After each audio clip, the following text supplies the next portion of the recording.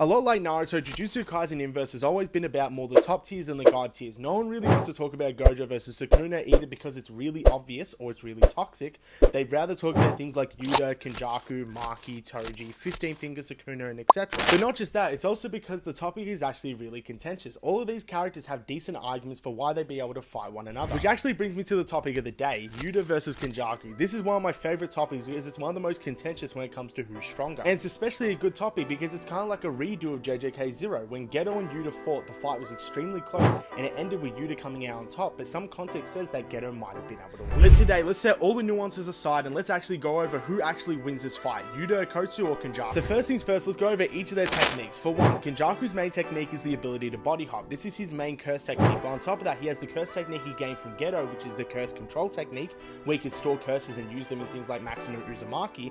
And then on top of that, he also has a gravity technique, which he showed against Yuki. And on top of all this, there's actually implications that tell us that he can use the original's curse technique better than they could. A good example is with Geto, he can use the maximum Uzumaki better than Geto was shown to be able to. Which in fairness makes a lot of sense when you remember the fact that he is 1,000 years old and his battle IQ is likely far higher than the special grades before. And on top of all this, Yuki seems to theorize that Kenjaku may have a fourth curse technique that he hasn't revealed yet. But this isn't without limits. We also know from Yuki's own standard that Kenjaku doesn't have the copying or gaining curse technique ability of someone like Yuta because he lacks something like Rika to store it all in. But I also think that's a good transition to talk about Yuta because when it comes to Yuta's curse technique, it's really specifically Rika. Rika gives him the ability to copy other curse techniques, it amps him physically, and makes him able to use far more curse energy than he could previously use. Also on top of all that, we also know that the curse techniques that Yuta copied don't necessarily carry the same weaknesses that they originally had. For example, Inumaki's curse speech's weakness is the fact that it hurts his throat, but it doesn't seem to do this to Yuta because he uses it through Rika's microphone. And to circle it back again, yes, we know Yuta gets a huge physical amp off this that lasts about 5 minutes. We know this off his fight in the Culling games where he gets physically amped super heavily by Rika's existence and Rika funneling curse energy into. And on top of all this, we know that Yuta's just able to summon Rika. The fact that Rika can fight alongside Yuta even when Yuta's using his own domain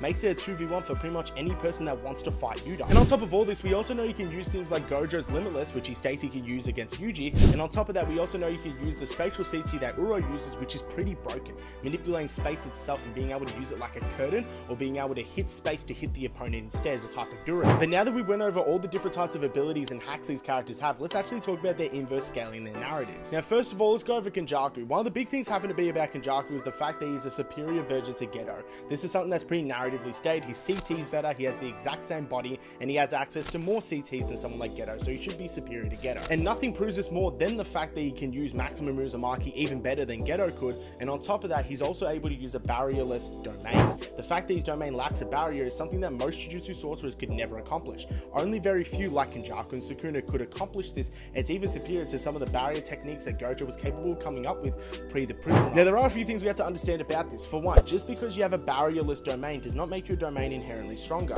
The reason we know this is because of how Sukuna and Gojo's domain battles go. They are seemingly equal even though Gojo has a lacking of the edge compared to Sukuna, yet Sukuna has a far more developed domain in the fact that it lacks a barrier. But that doesn't mean that Gojo's short hit is necessarily way weaker. And to be honest, the narrative backs this up pretty heavily when you remember the fact that Kenjaku did not want to fight Gojo directly. Even with his domain, he did not think he could beat Gojo even though his domain in terms of barrier is more refined than Gojo's was pre-prison. Which completely brings me to the conclusion that yes, Kenjaku probably has a far more refined domain than someone like Yuta, but that doesn't mean he necessarily wins a domain battle just because it's far more refined. Also on top of all the things I just brought up, you have to remember the hand-to-hand combat abilities of someone like Kenjaku.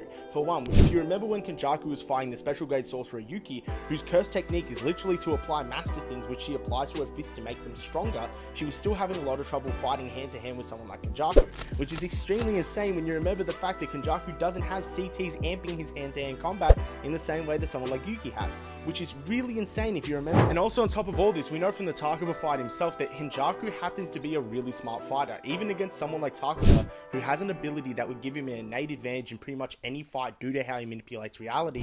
Kenjaku figured out an instant counter for this, was able to overcome it even when it had new traits that he didn't even know would work the same way it did, and gave himself the advantage in certain situations. Also on top of all this, to give a little bit of scaling for Geto for a second, if you didn't remember, in the Shibuya incident, Kenjaku states that if Geto had all his curses against Yuta the first time, he would have actually won the fight. So yeah, overall, I definitely think Kenjaku is nothing to slouch at, but how's he compared to someone like Yuta? Okay, so we had to explain why Yuta is insane for a second. For one, from the very get-go, he's a special grade sorcerer, and then even when he lost it, went back to 3rd rank, he got all the way back up to special grade in 3 months. And on top of all this, when it came to this type of level, even in the Goodwill event, which he did on his own compared to everyone else, still took on the the whole Kyoto High School in one pretty easy. And that's insane when you remember the fact that we're not talking about the experienced Yuta that we're talking about today. We're talking about way weaker, way younger Yuta. The Yuta that we're talking about today is so strong that Yuji, just from the side of him and Rika, thought that he was strong enough to kill 15-finger Sukuna in a one-on-one fight after the Shibuya incident. And this statement becomes really consistent when you remember the fact that the narrator himself in the Culling game said that Yuta is the second strongest sorcerer in Jujutsu Society behind Gojo in supernatural abilities. And on top of all that, when it comes to talk about how strong Geto is compared to someone like Yuta and Yuki, it's simply implied by Kenjaku himself that Geto is physically weaker. When it comes to the special grade stats of Yuki and Yuta, it seems to come from their own individual power,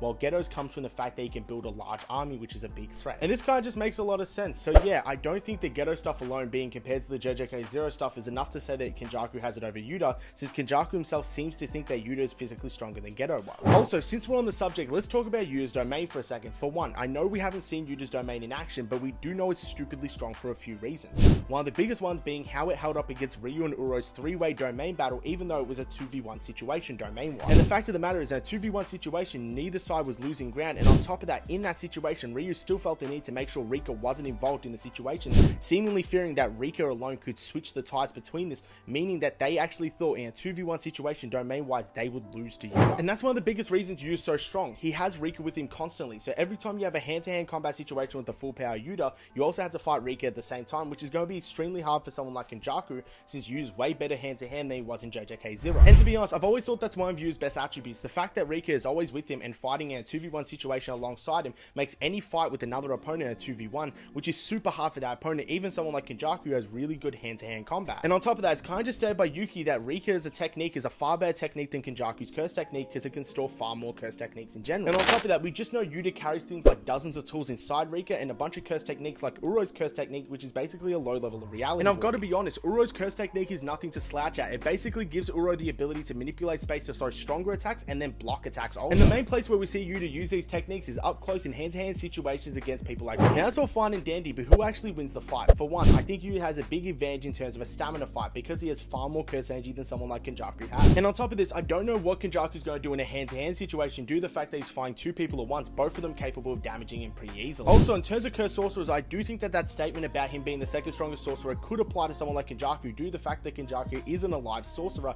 who was around in the Culling Gates in that same time. And on top of that, I do think the statement applies to someone like Yuki, making Yuta stronger than Yuki, who was able to hold up against Kenjaku, do really well, and was implied by Kenjaku himself to put up a good fight if they were going all out. And while I do agree that Kenjaku is a far more refined domain than anything we can prove about Yuta due to the fact that Yuta seemingly does have a barrier, I don't think that's enough to say that he would inherently win a domain battle due to the fact that Yu's domain feats are nothing to slouch at. And on top of that, there's a bunch of extra small stuff too. The extra 2v1 situation that will make it hard for Kenjaku, the RCT, which Yuta seemingly has at a really high level. Also on top of that, I feel like it's very heavily implied by the narrative that 15-finger Sukuna is superior to someone like Kenjaku by a noticeable extent. And the thing that makes me believe this the most is how this situation plays out between Gojo, Sukuna, and Kenjaku after Gojo escapes the prison run. And the major thing that makes me believe this is how Sukuna reacts and jumps in to try and save Kenjaku when Gojo is about to jump in. And while I do agree that Maki herself seems to think that Yuta isn't enough to take on Kenjaku, I don't think that statement's enough to take on the multiple statements that seem to argue otherwise. So yeah, when I take all things into consideration, I really don't see how Kenjaku would beat Yuta, and if anything, out of 10 fights, I would more likely give 6 or 7 of them to Yuta. Also, on a little side note, this whole video was recorded before the chapter leaks, and yes, I did see the fact that Yuta was the one who offed Kenjaku in the end. So yeah, I'm quickly going to take a little bit of time at the end of the video to explain my opinion on this feat and why I think it supports my video. So yeah, there's a few things we have to take into consideration. One of the big ones being that yes, Kenjaku was caught off guard, but he was aware of Yuta before Yuta even swung his blade. And the reason why this is extremely insane is because Yuta didn't have Rika amping him. When Rika is amping Yuta, his hair spikes up and there's an aura around him. This is shown by Gege multiple times. Yet in this situation, Yuta doesn't appear to have any amps from Rika showing, which means he did this in base. And yet the same Kenjaku who had a bunch of leeway to react in a time space where he could react and stop Yuta did not have the speed to do it. Which I find extremely telling when you remember the fact that yes, Kenjaku was caught a little off, but I don't think it's nearly as bad as the fact that Yuta was in a weakened state because he had to suppress his own curse energy just to get close to Kenjaku. Which means Rika could not amp him whatsoever. So yes, I do think this does support my point and further supports the idea that Yuta is stronger than Kenjaku. And I do feel like people severely misunderstand how much of a nerf this is.